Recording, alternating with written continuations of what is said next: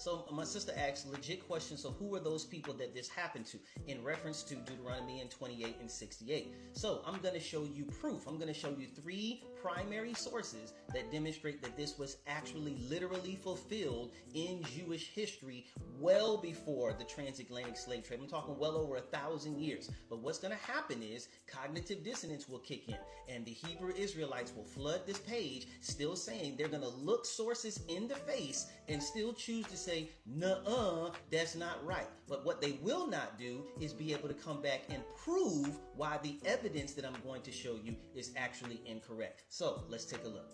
So for those who are not familiar, the verse in question that is badly misinterpreted, I mean horribly misinterpreted by Hebrew Israelites, is Deuteronomy 28 and 68. They love the King James Version because it's the only version that supports their twisted interpretation of what the verse actually means. Let's look. And the Lord shall bring thee into Egypt again with ships, by the way whereof I spoken to thee.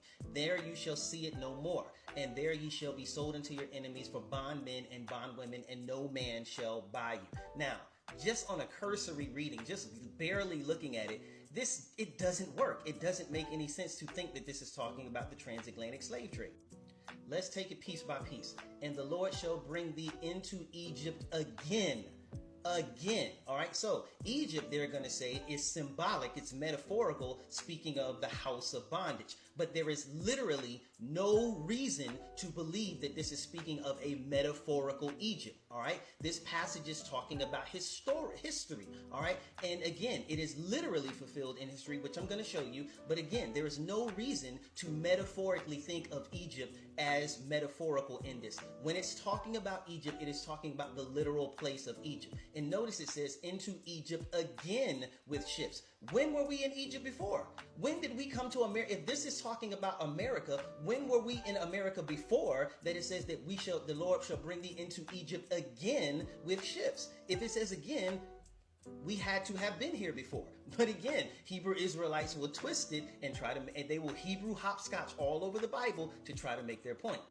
Now, notice at the end of this, it says, and there ye shall be sold unto your enemies for bondmen and bondwomen. The King James Version does not give the best translation of what this text is actually saying in the original text of the Hebrew. But I gave you 4 different other translations to show that are better translations that help us to see what the text is actually conveying. Look at the New American Standard Bible. And there you will offer yourselves for sale. Did that happen in the transatlantic slave trade? Absolutely not. The ESV says, and there you shall offer yourselves for sale.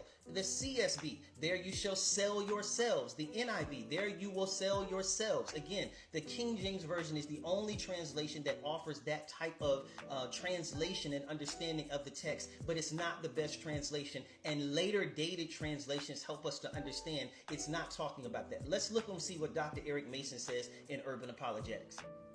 So notice in the paragraph, it says, notice that in each of these translations, the Israelites are selling themselves. They are not being sold. The Hebrew verb translated sell or offer is a reflexive verb form, meaning that the subject, which is the Israelites, the subject of the verb acts upon or with respect to itself. So the subject is acting upon itself. The Israelites are selling up themselves. So in this verse, the Israelites are not being sold. They are attempting to get enslaved, likely because they are indebted in some way. The point of this aspect of the curse is to warn the Israelites that if they break the covenant, they will be taken captive and will experience hard economic times, closed out from their captor socioeconomic system. They will be so desperate and destitute that they'll voluntarily trade their freedom, selling themselves into slavery in order to obtain the basic necessities. Watch the bruise in the comments in the way that they try to twist this particular scripture without actually looking at what the actual Hebrew says.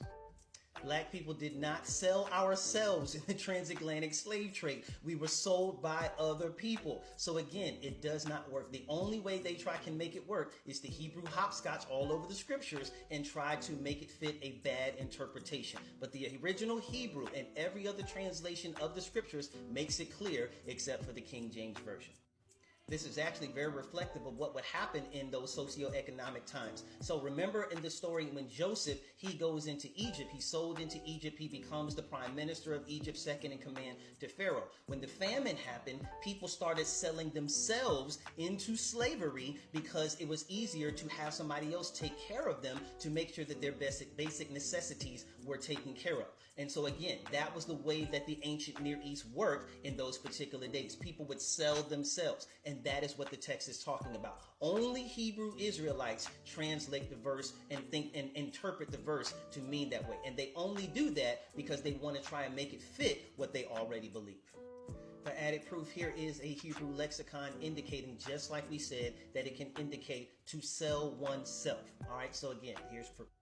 And the last portion of it says, there you shall be sold unto your enemies for bondmen and bondwomen, and no man shall buy you. So again, did that happen in the transatlantic slave trade, that no one bought us? Of course they did. So what the Hebrew Israelites would trip up and say is, oh, that word means to redeem. That means they will redeem us. So let's check it out.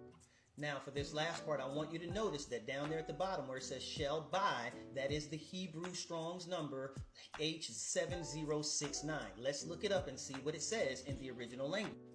Notice here, two different Hebrew lexicons, all right, talking about how it means to purchase, to attain, all of these different words, to get, to acquire, to create, to buy, to possess. Notice the word redeem is not in there because that's not what the text is actually indicating. And it is making it very plain here to see when you look at it in the Hebrew lexicon. Dr. Mason once again points this out in Urban Apologetics. Yet this passage does not use the typical or the Hebrew word typically translated as redeem or buy back. And then at the end, so again, close attention to the language and larger narrative of Deuteronomy simply confirms that this passage has nothing to do with the transatlantic slave trade. Again, all they can do is Hebrew hopscotch through the scriptures to try to proof text and make this verse say something that it does not actually say. Finally, let's look at the sources that demonstrate that this verse was actually literally fulfilled by actual Jews in history. Here's the first one. Few thousands of Jews went into Egypt, literal Egypt, and Phoenicia because of the sedition in Syria after the death of Alexander. And where it seems in the process of time, they became slaves. So you can see the source right there. Next one. Now, when Jerusalem was taken by Titus, those above 17 years of age were sent by him to the works or mines in Egypt. And I got one more for you.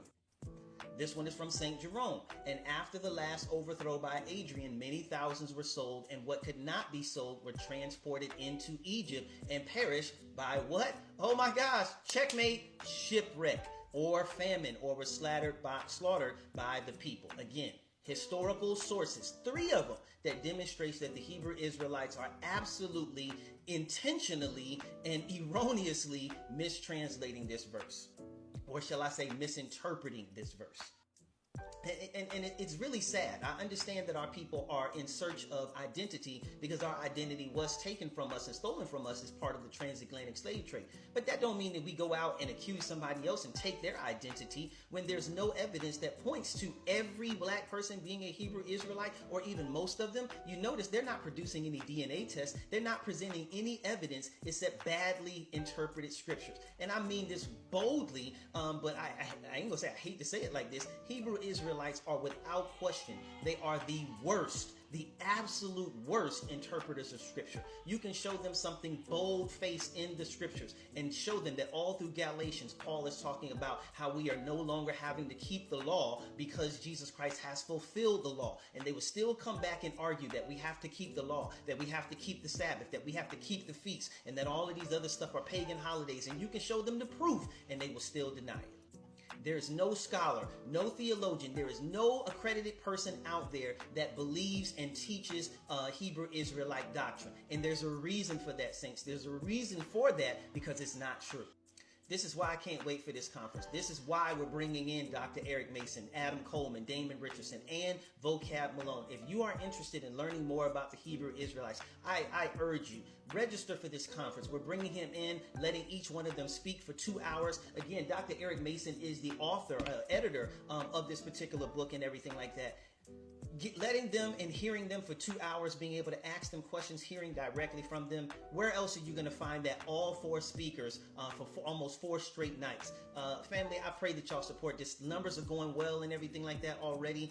But again, take advantage of this opportunity. All the digital resources that you're going to get, over 20 different books, scholarly resources that talk about Christians in West Africa. It's going to be amazing. So go to my website and sign up today. Love y'all.